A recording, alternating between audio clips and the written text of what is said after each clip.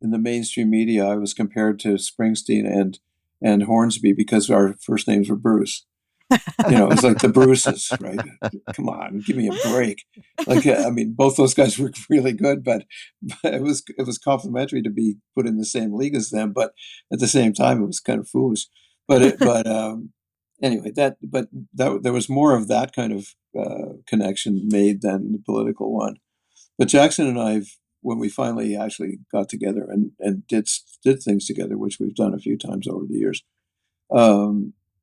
We discovered that we had all this stuff in common, and I have huge respect for Jackson Browne. He's a man who has always kind of put his money where his mouth is and walked the walk. Welcome to the Back Catalog Listening Party, your weekly musical happy hour where musicians pick an album from their back catalog and tell the stories behind their favorite tracks in front of a live online audience. This week we talk with Canadian songwriting legend and activist Bruce Cockburn.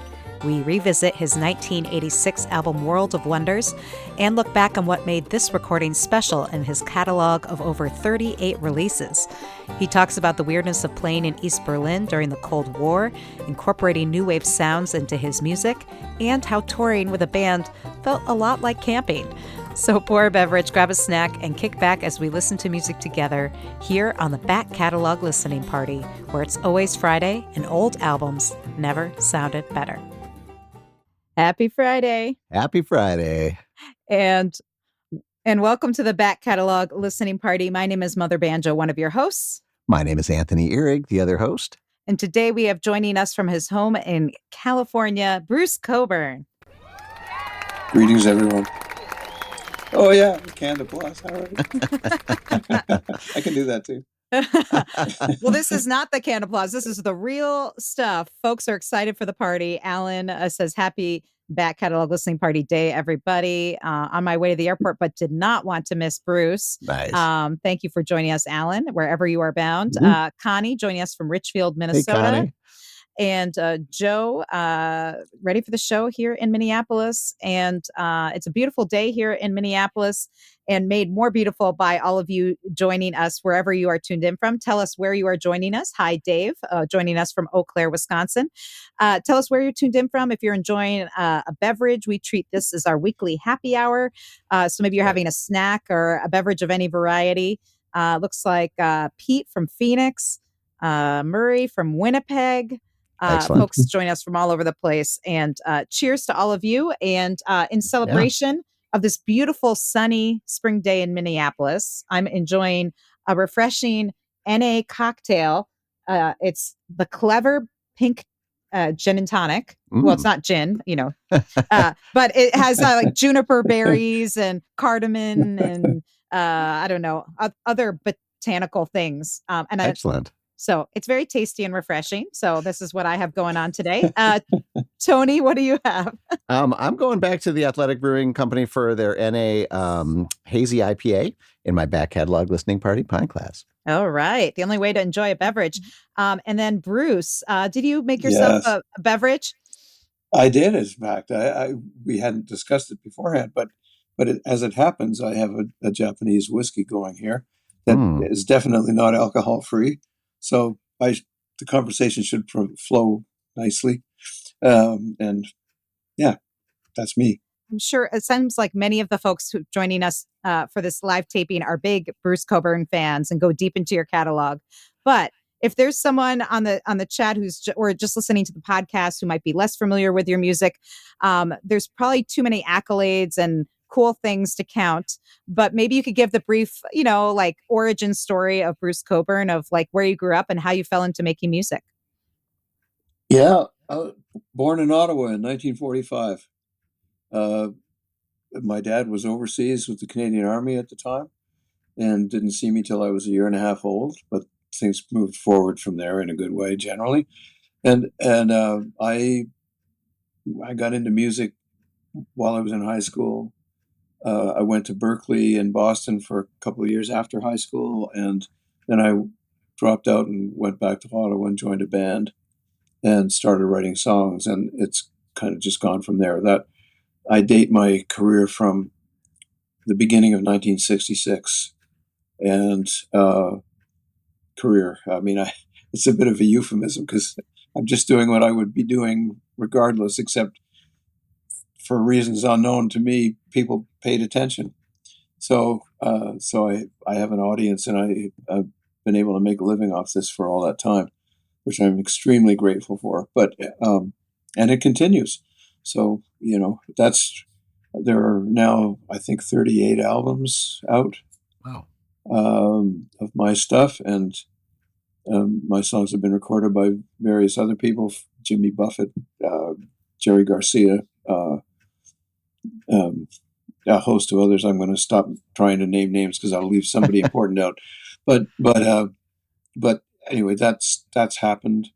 But mostly, it's been about me singing my songs for people everywhere that I can get to, and that's included North America, Europe, Australia, New Zealand, and to some extent, to a more limited extent, Latin America and Japan.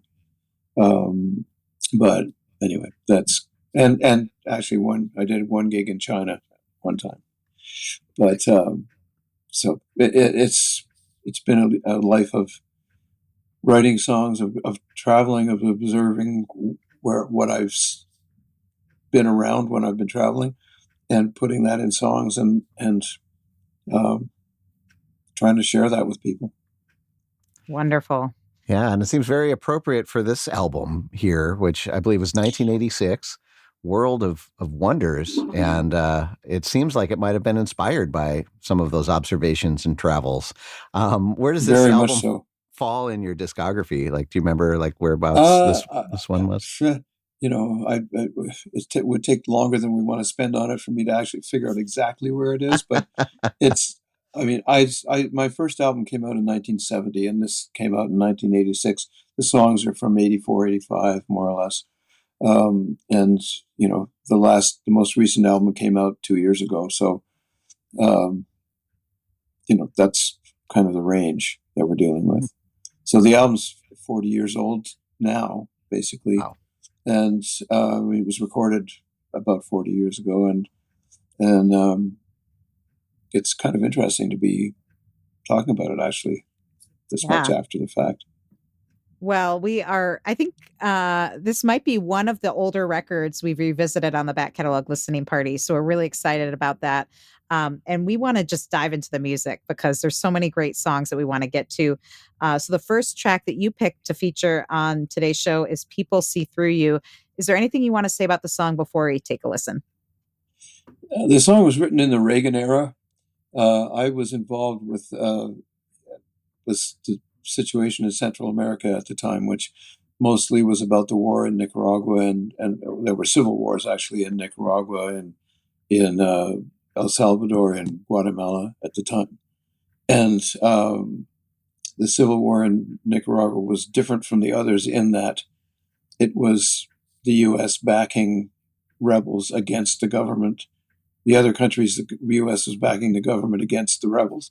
So, but Nicaragua had a kind of leftist government, so it was out of favor with the Reagan world, and they were leaning on it very hard.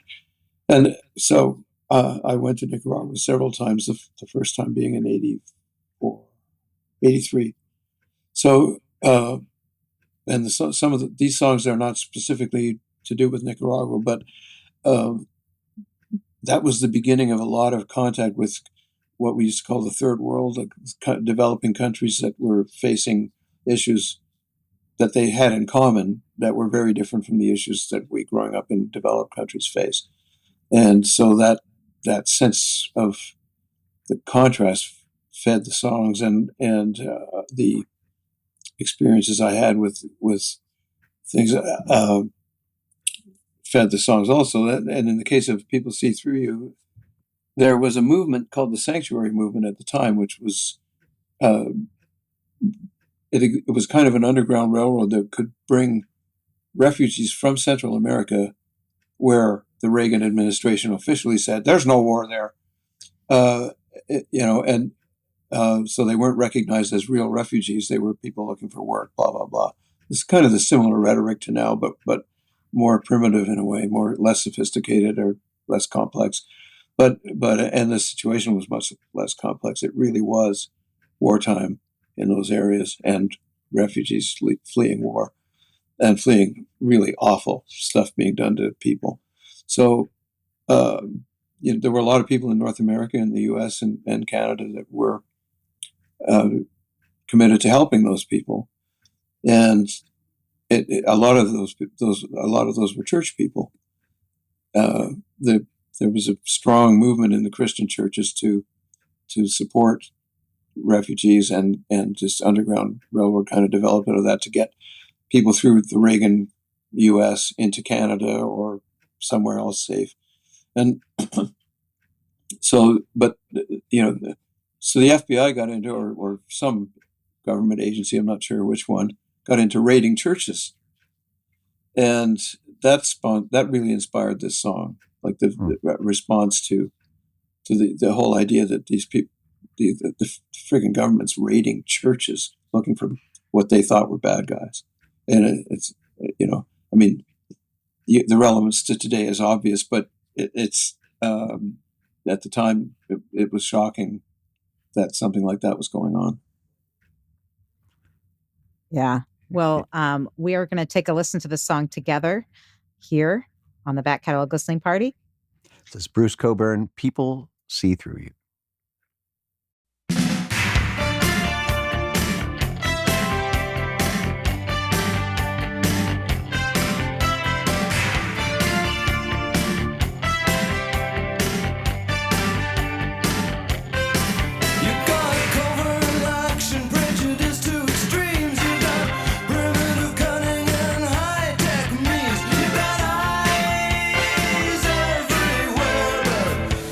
See through you.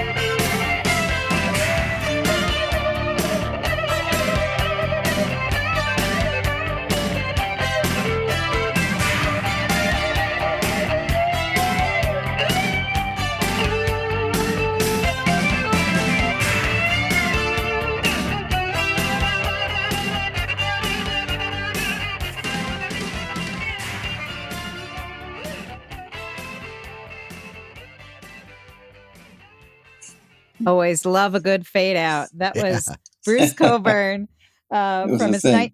from his 1986 album. Yeah, definitely in the 80s.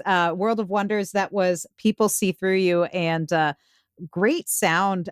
You can definitely tell it was recorded when it was, but great horns and Yeah. keyboards and great, Epic. yeah, just like Yeah. rocking that message really strong. Tell us a little bit about who played on the record. Was this a band of people that you were playing a lot with, or did you just round them up for this project?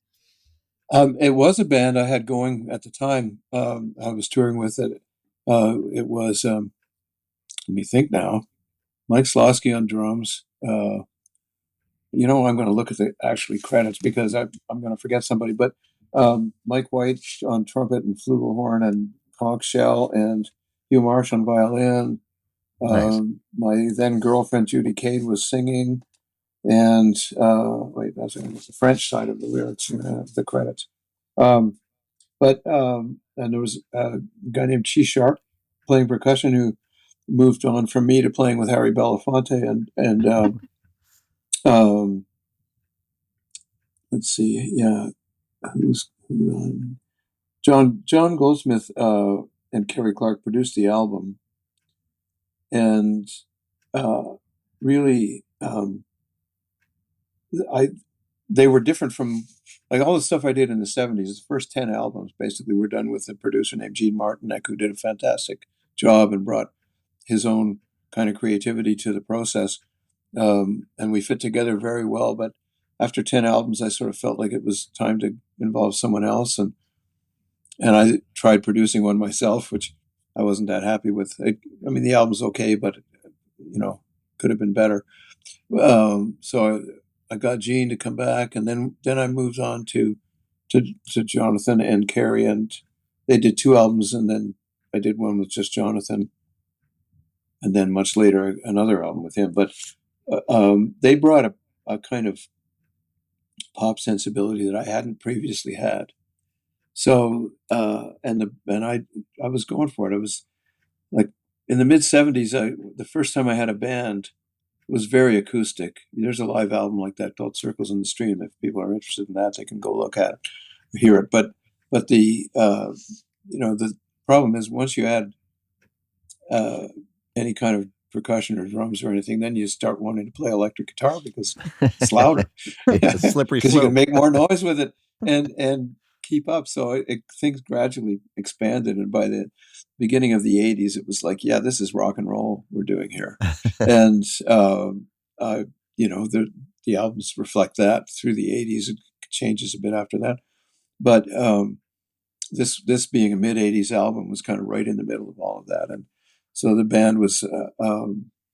touring band was the same as it appears on the album, was with background vocals, with trumpet, with uh, um, violin, electric violin, and Fergus Marsh, who's playing bass on the album, is playing Chapman stick, which is it's kind of like a 2x6 with strings that you play by tapping, and you don't pick it, but it's an extremely complex instrument to play, and Ferg had it down really well. So what I liked about that was the idea that we could combine the top end of the stick, which is kind of in the guitar range. So we could have these sort of two guitar riff things going Mm. and bass at the same time. And then there were keyboards, and on the album there's Jonathan playing keyboards. He didn't tour with us, but it's a bigger band than I'd ever had before, and than I've ever had since, actually. But it's, I mean, it was a tight band and really good players, and I have to say good people to tour with as well. Yeah. If anyone, by the way, we have for those of you joining us in the live taping today, if, in the chat, we have a lot of deep fans. If any of you caught this tour, we'd love to hear your memories of that in the chat. A lot of folks joining the party, and if you just joined us for the back catalog listening party, again, Bruce Cockburn is our guest, and we're revisiting his record World of Wonders. And if you're new to the show, this is what we do. We listen to songs, we explore an album that the artist has chosen and the tracks they pick to feature, and then we talk about the songs and the recording. But if you have questions for Bruce about anything, feel free to throw them in as we go. And Joe was commenting that he thought that you and Jackson Browne were the two most prominent musician mid-'80s confronting American foreign policy. And certainly I was hearing in that first song that we just heard that with that pop sensibility, but that strong political message, did you find that more ears were picking up on your message through the pop sounds? Different ears, not Mhm. necessarily more, but different. And I had people saying to me, because this album followed an album called Stealing Fire, which had got the most radio play of anything at that time, more or less. You'd have to check on that to see if it's really true, but that was my impression. There was a song called "If I Had a Rocket Launcher" that got a lot of exposure on the radio, and another one called "Lovers in a Dangerous Time" that also did. And so the tour that this album, the tour that the band on this album did, was based on that the previous album on Stealing Fire, and these songs came after that, and it was the atmosphere was very fertile for writing that kind of material because there was just a combination of the age I was at, the place I was at in my life, and the circumstances that surrounded us all produced these songs. And um, the political thing at the time, I was aware of Jackson doing what he did, and we were compared sometimes, mostly though, in the mainstream media, I was compared to Springsteen and Hornsby because our first names were Bruce. It was like the Bruces, right? Come on, give me a break. Like, I mean, both those guys were really good, but it was complimentary to be put in the same league as them. But at the same time, it was kind of foolish. But anyway, that there was more of that kind of connection made than the political one. But Jackson and I, when we finally actually got together and did things together, which we've done a few times over the years. Discovered that we had all this stuff in common, and I mean, I have huge respect for Jackson Browne. He's a man who has always kind of put his money where his mouth is, and walk the walk, like so. Um, yeah, I mean, but to be talked about in the same sentence as him is a compliment for sure. Very cool. Well, folks are throwing out the compliments, and Murray commented that he went to 3 shows on that tour, loved those days when I could get up and dance. Those Hmm. shows were long, loud, and a blast. Sure got my money's worth. And then Marie joined in to say that Chapman stick that you were talking about earlier was amazing in concert at Johns Hopkins University. So folks remember those shows pretty fondly from this album's tour, which is pretty cool. Hey there, would you like to be part of the live show? Well, become a member of the Back Catalog Listening Party Patreon, and you'll get a backstage pass to weekly online tapings where you can ask the artist questions and participate in the live chat with a fun community of like-minded music nerds. You'll also get a first look at upcoming guests and receive invitations to special live streams and private after parties. So join the party today at patreon.com/Back Catalog Listening Party.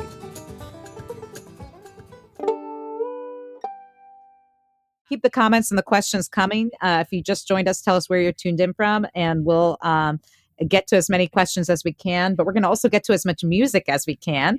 The next track you picked to feature on today's show, Bruce, is Call It Democracy. Is there anything you want to say about this before we take a listen? It's a product of my ongoing, at the time, contact with people as I said earlier, people in developing countries who were really on the other side of the economic system from which we benefited for sure, and maybe still benefit to some extent. Things are getting a little worse for everybody, but except certain individuals. But the at the time, it was very clear, and it was an eye opener for me, really, because I kind of knew this from reading, but it's very different the thing you know from reading is very different from the thing you know from talking to people who are in any given situation. And in this case, the situation was people who were struggling to survive at the bottom of, or what we would consider the bottom of the economic ladder. And it was like, yeah, I had to come to grips with the fact that I was complicit as a beneficiary of this system. That, the way I get to live how I live because those people are living the way they live. That's how it works. And it's not fair. And it sucks. But it is what it is. And so, you want to sit back and go, well, that's okay. It's just what it always is. Or do you want to try to address it and do something about it and try to reach some more equitable distribution of wealth? And so that it was that line of thinking that inspired the song. Yeah, and just as pertinent these days. And I'm so glad that this music is out there and that we get to revisit it today because we need it. This is Bruce Cockburn, Call It Democracy, here on the Back Catalog Listening Party.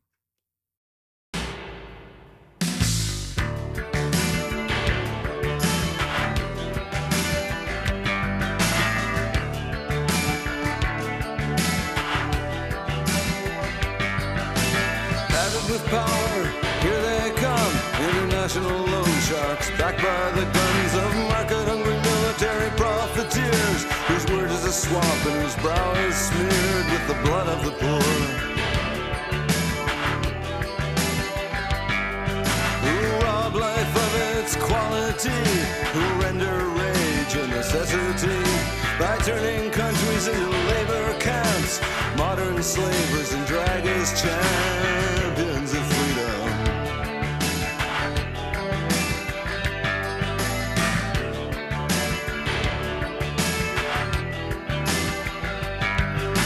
Sinister and cynical instrument who makes the gun into a sacrament. The only response to the deification of tyranny by so-called developed nations, idolatry of ideology. North, south, east, west, kill the best and buy the rest. It's just spend a buck to make a buck. You don't really give a flying fuck about the people in misery. IMF, dirty MF, takes away everything it can get. Always making certain that there's one thing left. Keep them on the hook with insupportable debt.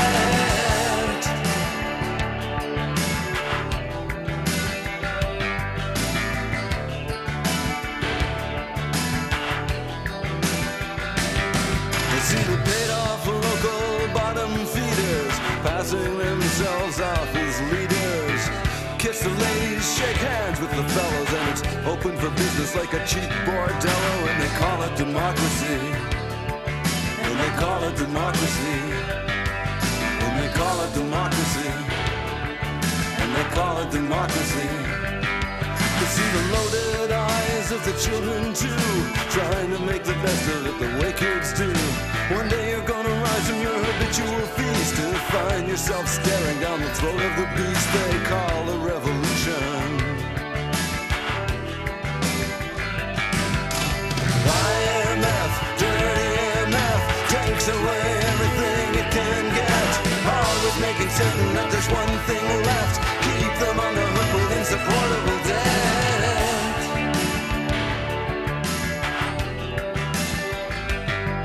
And they call it democracy. And they call it democracy. And they call it democracy. And they call it democracy.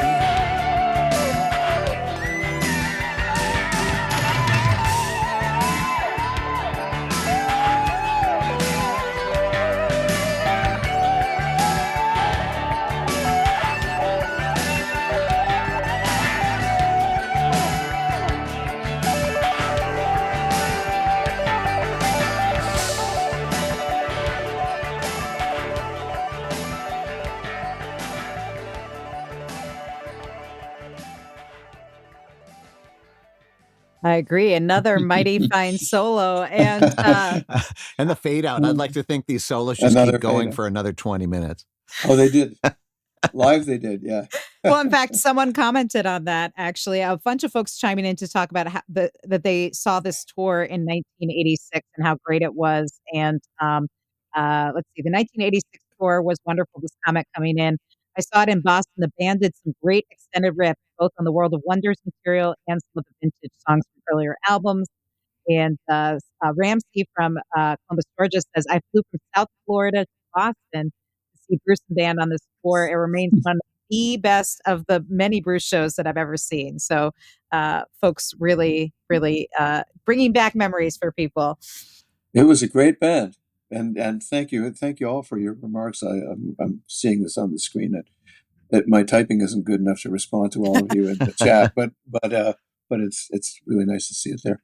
And yeah, hi Marie, by the way. Yeah, yeah, the band was fantastic, and as I think I said earlier, a great bunch of people to tour with. Like, you can being on tour is kind of like camping with a bunch of people, because you're all stuck in a bus together, and we had our hotel rooms when needed, etc. But you spend a lot of time kind of in each other's pockets, and it really was rewarding from a personal point of view as well as musically to be touring with all those people. So the album's like bringing back all these memories. I might start crying at any point here. So, that's totally natural. Yes. Crying, bringing back memories, laughing. James chimed in saying, this was my first Coburn concert, First Avenue in Minneapolis. So right here in our neck of the woods. And then Bruce says, Vancouver on February 22nd, 1986 at the Queen Elizabeth Theater. It says 1450 LOL. Yeah, right. Yeah, it would be $70 now. I was going to say it's about what eggs cost right now, right? But someone also chiming in to say just to thanks for doing this, and had a couple questions. One was, there are two partially spoken songs on World of Wonders. Let's see, Lily of the Midnight Sky and Dancing in Paradise. And how early in the writing process do you know? Is it a spoken piece, or is it the rhyme that determines if it's spoken, or is this something that happens when you're recording it, or do you know right from the get-go? Interesting question. It's kind of it's not always clear from the beginning, but it becomes clear pretty early in the process. And it's not so much a question of rhyme as it is of rhythm and the complexity of the ideas that are trying to be presented. Like some things just need to be not wired to a melody and locked in like that. Like, so those pieces become spoken word pieces. I haven't written one for quite a while, but there were a lot of them in this period, and it would just be the things that the things that the song, it's hard even to articulate it. The things that wanted to be written were things that just, as I said, weren't conducive to locking into a melody or the rhythmic component of a song. So they become spoken word things, and it was interesting to me to try and do it. I mean, I kind of had there was an intentional element as well that I thought it was the idea of expanding the song form to include stuff like this. I mean, there wasn't rap music yet at this time. Like this was kind of something I hadn't heard before. I mean, I'd heard there was Gil Scott-Heron doing The Revolution Will Not Be Televised. That was out there, but which was sort of proto-rap in a way. But this, to me, the idea of being able to include spoken word poetry that was that didn't have to be musical in itself was interesting, and it was always better when you combined it. I mean, in my context, it was better if you combined it with a sung chorus or some other musical element that made it make sense to a listener. But but yeah, it's kind of comes from a different part of the brain than the song lyrics do that are meant to be sung. Mm. So Well, it's funny you say that because we've talked with a lot of artists in the past who've maybe written poetry or other kind of written word stuff and write songs, and they often say those words kind of fit in one format or the other and can't always be bridged, you know. So or if they are, it's still going to stay as a spoken piece as opposed to sung. So that's interesting to hear you say that. And folks, of course, commenting also on the danceability, which is also kind of great. That these are political songs you can dance to, which of course has a mighty tradition of, employing these artistic forms yeah, that are community gatherings in a form of um, protest or coping mechanism, maybe too. yeah. You know, I mean, who? I go blank whenever I try to think of anyone's name these days. But the famous female anarchist from the early 20th century. Um, I will think of it, but probably not till after the podcast is over. But who said basically, if your revolution can't dance, count me out. Yeah. You Nice. know, and I mean, Yeah. she was hardcore, but she had that to say about it. So, Yeah. Yeah. Well, And go go ahead. ahead. Well, I was just going to say art, music, dance. I mean, these are some of the most powerful things that we have to combat this kind of these kind of world events. Yeah. you know, I mean, you involve your body in the feelings that are floating around, and I mean, I think that's important. I mean, can't say I dance much these days, and I was never a very good dancer when I did dance, but I liked it, and I in the 80s in particular, I really felt like I wanted to make music that people could dance to. Having spent the 70s, the first decade that I was recording, doing a more cerebral kind of music, really. I mean, it had an emotional content, but it was very spiritually oriented and a lot of nature imagery and very acoustic. And in the 80s, it just seemed like time to move from that into this other way of presenting the kinds of ideas that were turning up, and and the idea of dancing just seemed like it seemed material, like kind of material is a dumb word, but it, it was as much a part of the proceedings as the thoughts and the guitar playing and et cetera, et cetera. Mm. The Back Catalog Listening Party is brought to you by EFS Publicity. Founded by veteran publicist, promoter, DJ, and musician Ellen Stanley, EFS brings an artist's perspective to the table, working to help clients get to the next level in their career. Services include national and international media campaigns, radio promotions, tour press, crowdfunding, grant writing, and more. Get a quote or set up a consultation today at efspublicity.com.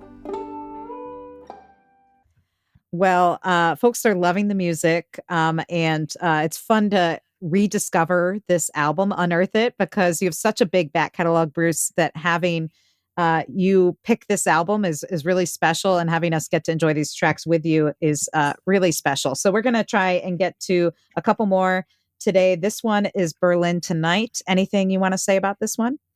Yeah, I mean this song I hadn't thought about it for a long time. I've recently relearned it, so I expect it'll turn up in the shows. But it's we were touring in Europe a lot in those days, and in Germany in particular. And I happened to have a communist record label in Germany, in West Germany. They were based in Cologne, I guess, and but because they were what they were an offshoot of a book publishing company that existed in order to publish East German books in West Germany. And for people now, I mean, young people listening to this are going to go, "What the fuck is he talking about?" But it was the Cold War. The Berlin Wall was a thing. There was an armed line dividing the Russian sphere of influence from everybody else. And as part of the everybody else, I found it really interesting and kind of exotic for me growing up in Canada to be in that this close to that line as we were. And because of our connections with the record company, we got to tour in both West Germany and East Germany. And we went through the checkpoints. We went through we saw all the stuff up close of what it was. Although we were always on the good side of it. Of course, nobody was trying to keep us from leaving East Germany. But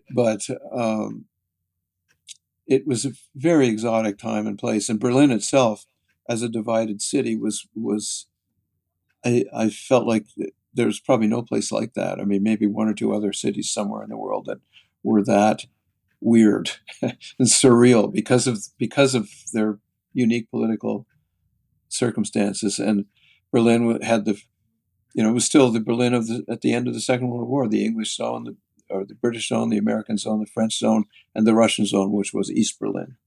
The wall divided East Berlin from the rest. But the West poured tons of money into West Berlin as a showpiece, to make it into this kind of nose thumbing exercise toward the East. And what that produced was this incredible, almost apocalyptic, anarchic existence. Like that. I mean, there was every kind of artist you could imagine, every kind of weirdness, every kind of peculiar behavior, and all the mainstream stuff with big money attached as well. So the song, the chorus of this song that talks about a dancer, was something I saw on TV in West Berlin. This person whose gender you could not determine at first, was shaven-headed, sunglasses, and at one point, the person removed when they started dancing, they removed their top and danced topless, and they had very nicely shaped breasts, etc., and black tights, as the song says, and they were dancing on a glass table, but the movement was this feral, compelling grace that was overpowering, really. And it just seemed to me to sum up the weirdness of the whole situation, East, West, and et cetera, and the fact that it really felt like you were teetering on the brink of something apocalyptic. So that's the song. I'll shut up. I know how that feels. And we're gonna give this a spin. This is Bruce Cockburn, Berlin Tonight, here on the back catalog list.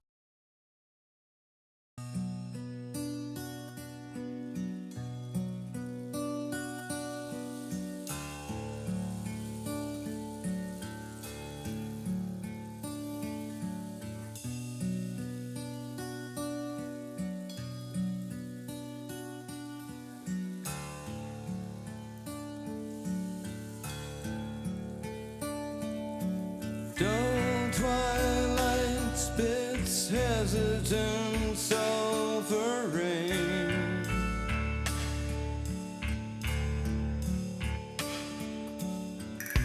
Sky been down around our ears for weeks.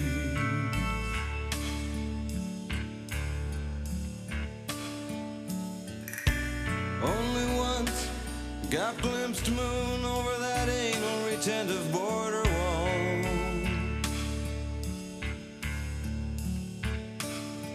As we laughed through some midnight checkpoint under yellow urban cloud.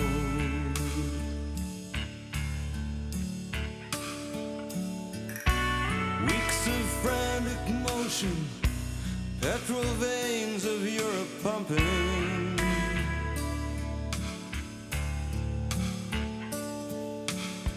Through scratchy, acid-bitten, transparent winter trees.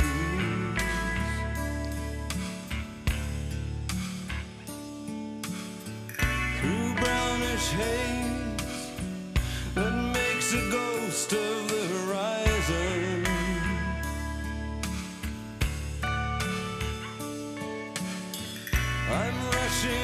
after some ever receding destination.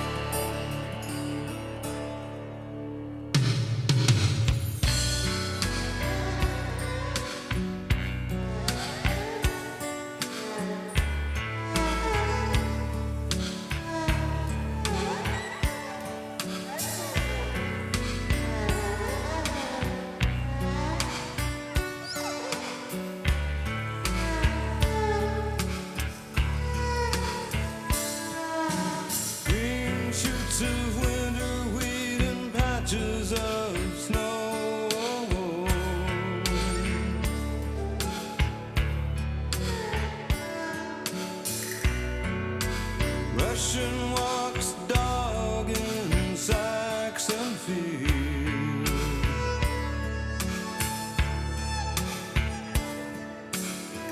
From the top of a solitary tree, like the one on the flag of Lebanon,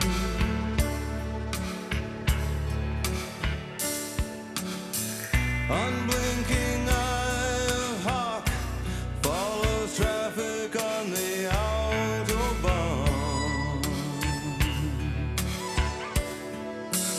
Tank convoy winds down Smokestack Valley.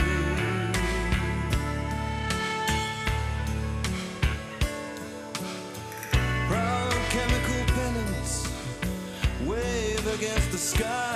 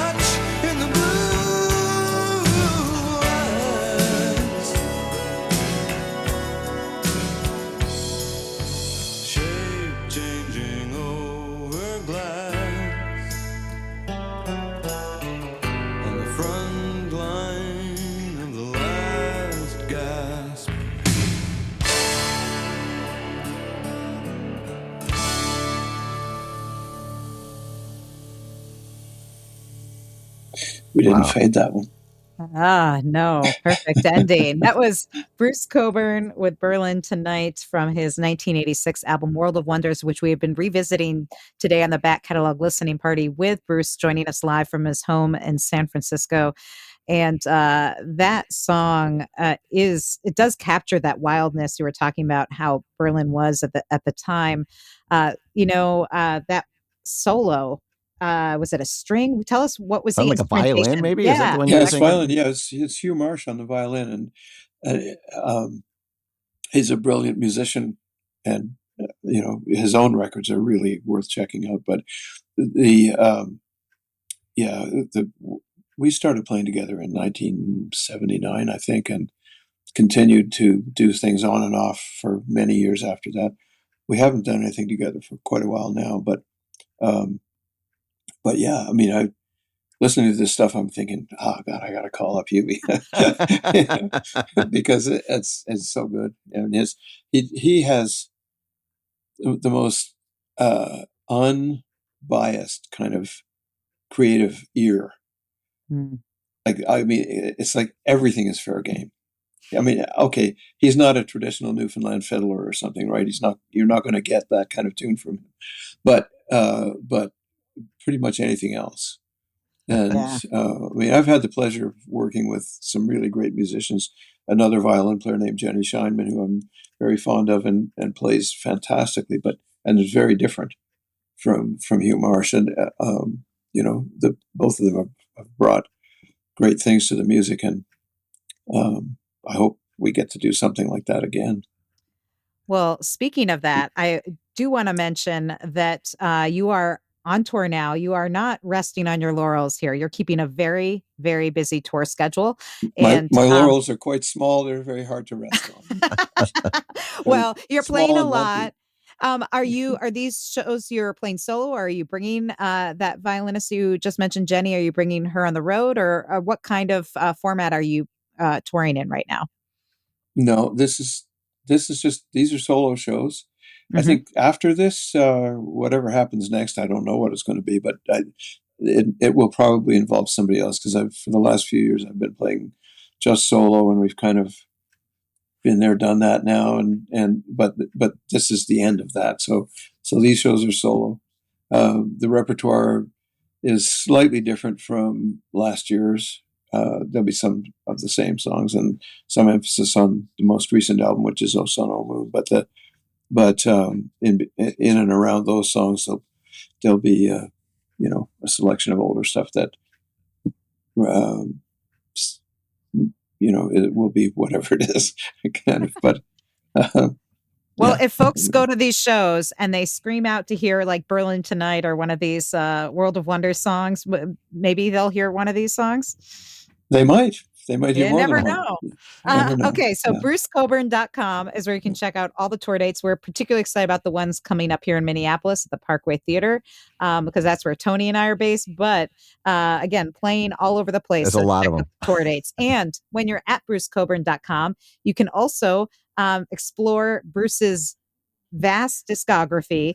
There's DVDs, there's CDs. You can download the digital tracks, which is the best way to hear this record because it sounds awesome. The production value is crazy high. You can hear all those weird solos and Yeah. intricate musicianship when you get the high res files.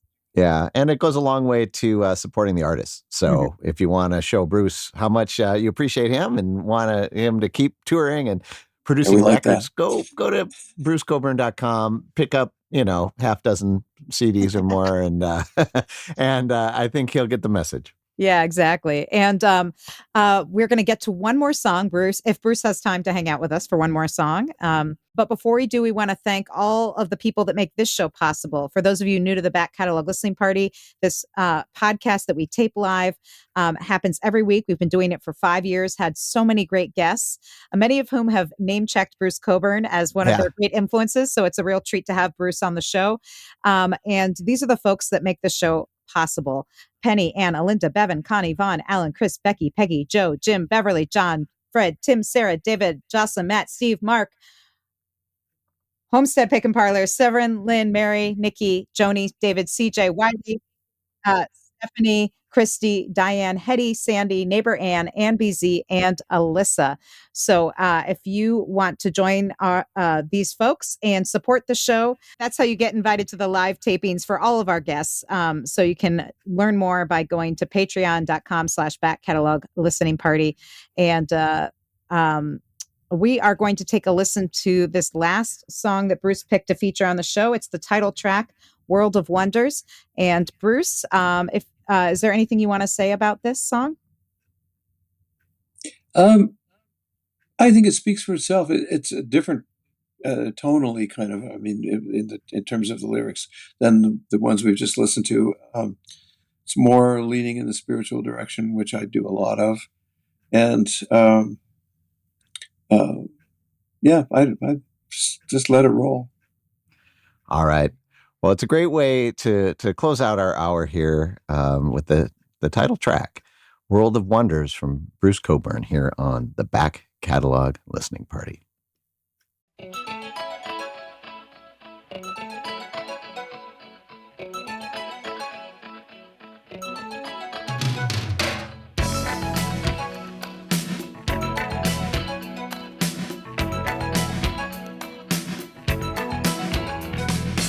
I stand on a bridge before the cavern of night. Darkness alive with possibility. Nose to this wind full of twinkling lights. Trying to catch the scent of what's coming to be in this world of wonders. World of wonders. World of wonders. World of wonders.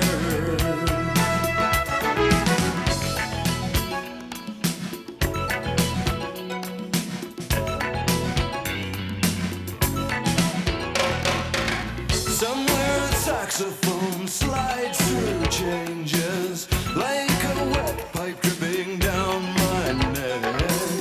Gives me a chill. Sounds like danger, but I can't stop moving till I cross this sector of this world of wonders. World of wonders. World of wonders. World of wonders.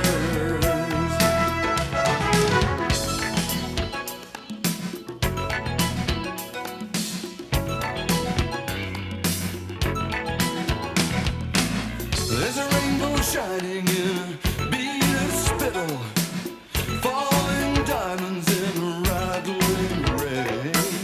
Light flexed on moving muscle. I stand here dazzled with my heart in flames in this world of wonders. World of wonders. World of wonders. World of wonders.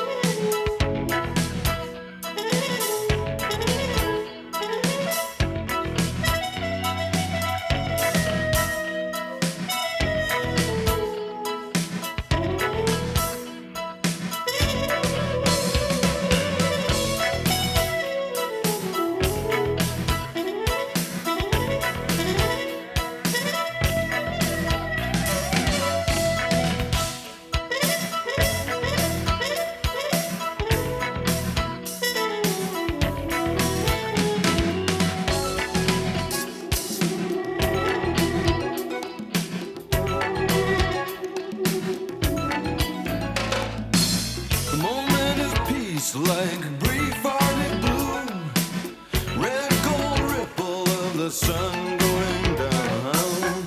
Line of black hills makes my bed, sky full of love pulled over my head. In this world of wonders,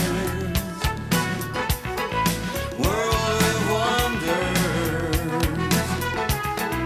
world of wonders.